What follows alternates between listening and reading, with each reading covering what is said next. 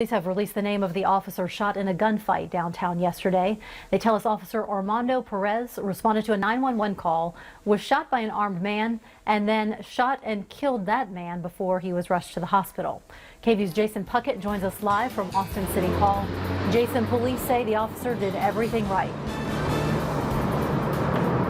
That's exactly what they say, Tyler and Terry. We're actually standing outside Austin City Hall, where right now city officials and law enforcement officers are meeting to discuss the city's public safety concerns. All this coming one day after that officer-involved shooting. And while they say they never want to see an incident like that, tonight they said they're thankful for Officer Perez's actions. They believe he saved 2 lives Sunday morning.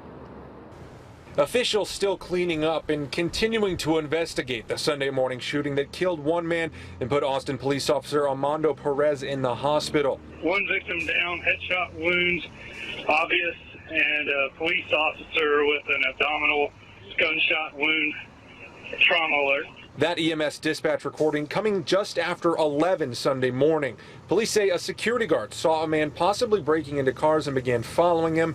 And in a quick turn of events, Officer Perez showed up and was shot while trying to subdue that man.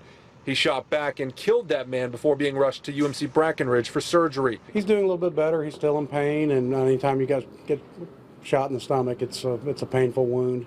I'm very proud of 2 young men that stood up for one another and stood up for this community, and I would rate their performance as very good. Chief Acevedo says the shooter's death is unfortunate, but believes Officer Perez did the right thing. Listen, somebody shot him and tried to kill him, and he, because of great training, great instincts, and a good reaction, was able to not save only his life, but arguably the life of that security guard. And now Officer Perez remains at UMC Brackenridge, surrounded by family.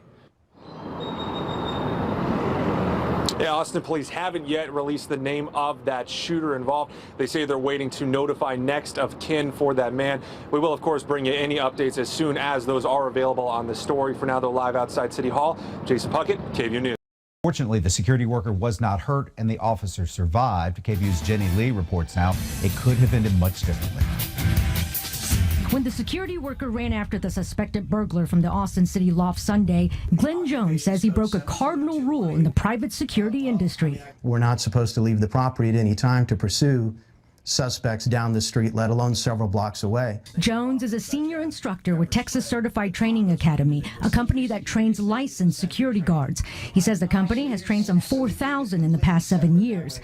He also says he understands why the security worker is being hailed a hero, but Jones says there could have been a different outcome. My concern, and 2 here, is that that suspect could have turned around and shot and killed that security guard. Jones says there were also other violations of Texas Department of Public Safety guidelines, the agency that oversees security guards and their licensing. Secondly, he's left his client exposed. Was there another suspect in there? Was there multiple suspects? Austin Police Chief Art Acevedo says regardless, the man who he describes as a 23-year-old musician working security part-time is a hero. Once the officer needed help and called for help from him, he, without hesitation, jumped in, so he is a hero. According to Austin Police, the man who chased the alleged car burglar wasn't a real security guard, rather just an employee with the Austin City Lofts. And the general manager here tells me that he didn't hire the employee from a licensed security firm.